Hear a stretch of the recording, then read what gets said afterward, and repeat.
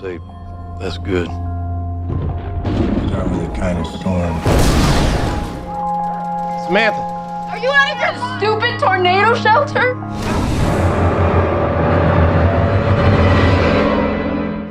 안녕하세요. 작자 미상입니다.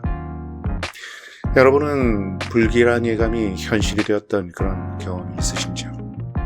예감이란 것은 얇고 예리해서 품 안에 품고 있으면 아리고 아프지만 또 한편으로는 외부의 충격에 의해서 부서지기도 쉽죠. 그냥 부서져 버리면 별 상관이 없을 수도 있겠는데 그 부서진 파편이 가슴에 박히면 상처로 남게 되죠. 왜냐하면 그것이 실제로 미래의 현실이 될지 지금 현재로서는 나 자신도 확신할 수는 없는 채로 남들의 이해를 받지 못하고 나 혼자서만 그 불안 속에 있기 때문입니다. 그리고 만약 그 예감이 현실이 되면 노스트라다무스가 되거나 노아가 되거나 아니면 용하다는 소리를 듣게 되거나 또는 그 예감이 현실이 되지 않으면 그저 미친 사람이 되는 거죠. 여러분의 예감으로는 2024년 올 한 해는 어떤 한 해가 될 것으로 느껴지십니까? 안타깝게도 저는 사건, 사고, 전쟁 같은 나쁜 일들이 더 많이 일어나고 그리고 경제적으로도 매우 힘든 한 해가 되어서 그래서 살아남는 것 자체가 지상 과제인 그런 한 해가 될 것 같은 예감이 듭니다. 그런 의미에서 오늘 리뷰할 영화를 골랐습니다. 오늘 리뷰할 영화는 불안한 미래를 예감한 한 남자와 그 가족의 불안한 상태를 아주 잘 표현한 그런 영화입니다. 제목은 Take Shelter입니다. 크리스찬이 아니어도 노아의 방주 이야기는 여러분 모두들 다 잘 아시죠? 잘 아는 이야기지만 빠르게 리마인드를 하자면 어느 날 하나님이 노아에게 나타나셔서 이 썩어빠진 세상을 다 물로 쓸어버리겠다.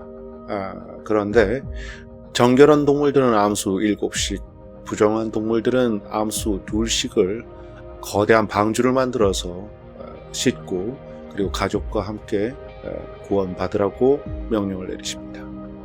그 방주가 얼마나 큰 크기였냐 하면은 성경에 나온 대로 보자면 길이가 300큐빗, 폭이 50큐빗, 높이가 30큐빗이었는데 1큐빗은 대략 한 50cm 내외 정도니까 길이가 150m이고 그리고 폭이 25m, 높이가 15m인 이건 자동차를 한 500대 이상 실을 수 있는 1만 5천 톤 정도 되는 엄청난 크기의 배인 것입니다. 피파에 공식 지정된 그 축구장의 크기보다도 훨씬 큰 크기의 배인 것이죠. 그렇게 큰 배를 노아 가족 8명이 어떻게 120년 동안 만들었는가 싶지만 성경에 의하면 천사들이 와서 노아 가족들을 도와서 그 커다란 배를 같이 만들죠. 천사가 어떤 방식으로 배 만드는 걸 도와주는가라는 것은 데런 아로노프스키 감독의 노아라는 작품에서 잘 표현되고 있으니까 궁금하시면 찾아보시기 바랍니다. 아무튼 여러분이 바로 그 노아라고 칩시다. 어느 날 하나님이 여러분에게 나타나셔서 이 세상을 모두 다 물로 청소해버릴 테니까 거대한 배를 만들어라. 라고 명령하십니다. 하지만 하나님은 막 수천 명의 사람들을 모아놓고서 그 중에 노아에게 이렇게 명령을 하신 게 아니라 노아에게만 그렇게 명령을 하신 겁니다. 그러니까 객관적인 증거가 없는 셈이죠. 아무튼 그래서 노아인 여러분은 1만 5천 톤급 배를 만들기 시작합니다. 다른 사람들은 그런 여러분을 보고 뭐라고 얘기를 할까요? 아마도 대부분의 사람들이 미쳤다고 하겠죠. 아니면 기껏해야 당신이 하나님의 명령을 받았다는 증거를 내보여라 라고 말하겠죠. 하지만 증거는 객관적인 증거가 없죠. 그냥 나 자신이 하나님한테서 들었을 뿐인데요. 그걸 어떻게 그 사람한테 내보여주거나 그럴 만한 비디오 자료가 있는 것도 아니고 계약서가 있는 것도 아닙니다. 그렇게 말을 들었다고 계속 주장한다면 점점 더 사람들은 더 못 믿겠죠. 만약 그럴 때 하나님이 짠 하고 나타나셔서 얘 말이 맞음. 내가 정말로 그렇게 시켰어. 나 하나님. 뭐 이렇게 말씀하시면 참 속이 다 시원하겠는데, 이 하나님은 이 우주 전체를 관리하시느라 바쁘신 건지 그럴 때 좀채 나타나시지를 않습니다. 아무튼 그렇게 노아가 배 만들기 시작한 지 장장 120년이 지났는데, 이 노아의 시대에는 인간의 수명이 막 900살을 넘게 살았다고 합니다. 그때는 이 대기권에 수증기층이 굉장히 두텁게 있어가지고 굉장히 나쁜 우주에서 오는 어떤 유해 광선들을 모두 다 차단해서 사람들이 대부분 한 900살 정도는 너끈히 살았다고들 합니다. 그게 사실이든 아니든, 그게 120년이든 아니든 그냥 몇 년이라고 하더라도 여러분은 이제 배 만드는데 가산을 모두 탕진하고 대출까지 집담보로 다 끌어다 썼습니다. 그런데 비는커녕 몇 년째 햇빛은 쨍쨍 모래알은 반짝입니다. 여러분은 어떤 생각이 들까요?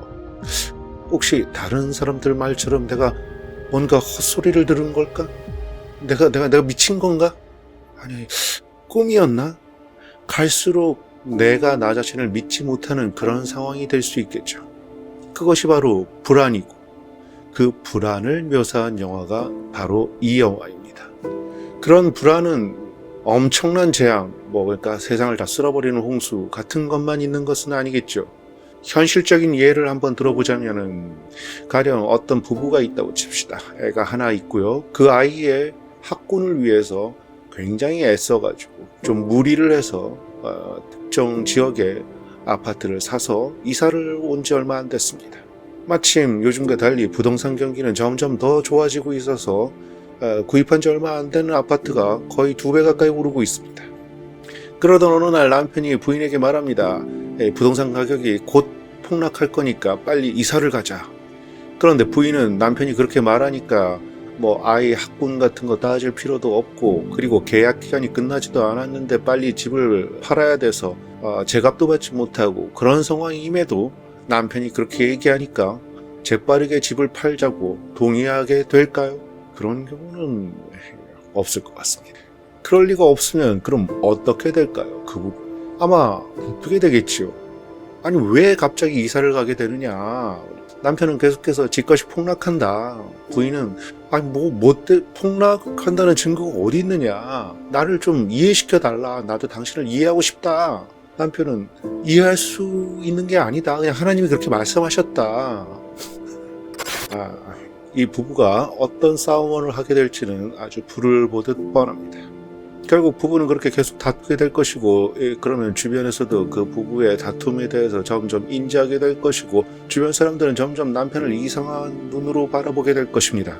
그런 가운데서도 이 미친 것 같은 사람이 내가 정말 사랑하는 사람이라면, 내가 정말 사랑하는 남편이고, 내가 정말 사랑하는 부인이고, 아니 남편과 부인이 아니더라도 어쨌든 너무너무 사랑하는 사람인 겁니다. 내가 놓아버릴 수가 없는 사람인 거죠. 그런 경우에 여러분은 어떻게 하시겠습니까? 이것은 단순히 불안한 미래를 예감한 한 남자의 이야기가 아닙니다. 더 깊은 이야기가 있죠. 주인공은 어린 시절에 자신을 보호해줄 그 부모의 부재 속에서 차 안에 갇힌 채 공포에 떨었던 그런 트라우마가 있습니다. 이제 그 트라우마가 엄청난 재난으로 그 모습을 바꿔서 다가올 때 자신만큼은 내 아이를 곁을 떠나지 않고 지켜주겠다라는 그런 마음속에 결심이 있고, 그리고 본능적으로 그렇게 움직입니다. 왜? 내 아이를 지키는 것이 어릴 적 지킴을 받지 못했던 나 자신을 구원하는 길이니까요. 따라서 자신의 아이는 그런 고통 속에, 자신이 겪었던 고통 속에 방치하지 않기 위해서 고군분투하는 그런 부모의 이야기이고, 그리고 사랑하는 사람에게 예민하게 화를 내는 것 같지만 실은 세상 사람 모두가 나를 등져도 당신만 곁에 있어준다면 그래도 나는 살 수 있다고, 나를 믿어달라고 호소하고 있는 한 인간의 필사의 러브스토리이기도 합니다. 그렇기 때문에 이 영화의 숨은 의미를 좀 더 크게 확대시켜서 적용을 해보면은, 그래도 나는 끝까지 당신 곁에 있겠다. 그래도 나는 당신을 끝까지 믿겠다.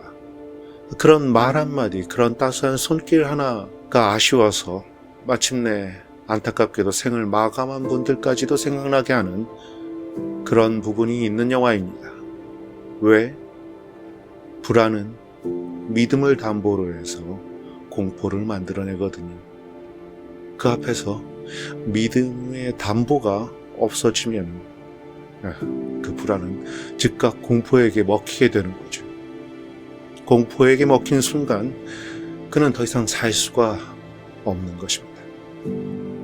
그렇게 의미를 찾아볼 수 있는 좋은 영화임에도 불구하고 이 영화의 문제점 중에 하나는 빌드업 과정이 너무나도 잔잔하고 끈덕지고 천천히 이루어지면서 마치 이 밤고구마 같은 것을 물도 없이 2시간 동안 계속 먹고 있는 듯한 느낌이 드는 그런 답답함을 느끼시는 분들도 있을 수가 있는 것입니다. 하지만 그건 감독의 계획된 연출입니다. 오로지 마지막 꿀 위에서 그 모든 부분을 끈덕지게 쌓아나가는 이 감독의 뛰어난 연출이죠. 그래서 관람 중간에 이 영화가 공포 영화냐? 라고 질문하는 지인도 저에게 있었습니다. 한편으로는 맞는 말입니다. 아까 말씀드렸다시피 불안은 공포의 그림자이기 때문입니다. 그리고 이 영화에서 가장 탁월한 부분은 주인공의 심리 묘사인데 특히 공황장애를 표현한 부분들은 매우 설득력이 있었습니다. 저 자신도 겪어봤기 때문에 매우 리얼하다는 느낌을 듬뿍 가질 수 있었죠. 그 모든 예민한 감정들이 제프 니콜스 감독의 뛰어난 연출과 마이클 세넌과 제시카 차스테인이라는 안정되고 믿음이 가는 연기자들에 의해서 훌륭하게 표현됩니다. 그리고 이 영화에서의 연기가 처음이었던 딸 역의 토바 슈튜어트라는 아역 배우, 너무 예쁜 아역의 이 사랑스러움도 빠질 수 없겠고요. 아이 예뻐라. 아무튼 물 없이 2시간 동안 계속해서 밤고구마를 꾸역꾸역 먹는 것을 참아내기만 한다면, 그렇다면 여러분은 정말 좋은 영화를 봤다라는 느낌을 맨 마지막에 가지실 수 있을 겁니다. 이 영화는 왓챠 등등에서 지금 서비스 중이고 IMDb 평점은 7.3, 로튼 토마토는 92%입니다. 충분히 볼만한 영화라는 것의 방증이죠. 이상 Take Shelter의 리뷰였습니다. 2024년 부디 저의 불안한 예감들이 모두 다 틀리고 작자미상을 구독해주시고 늘 좋아요를 눌러주시고 주변에 공유해주시고 그리고 늘 응원의 메시지를 주시는 여러분들에게 좋은 일만 가득하고 그리고 건강하시기를 정말로 기도드리겠습니다. 다시 만날 때까지 우리 건강하게 살아남읍시다. 작자 미상이었습니다.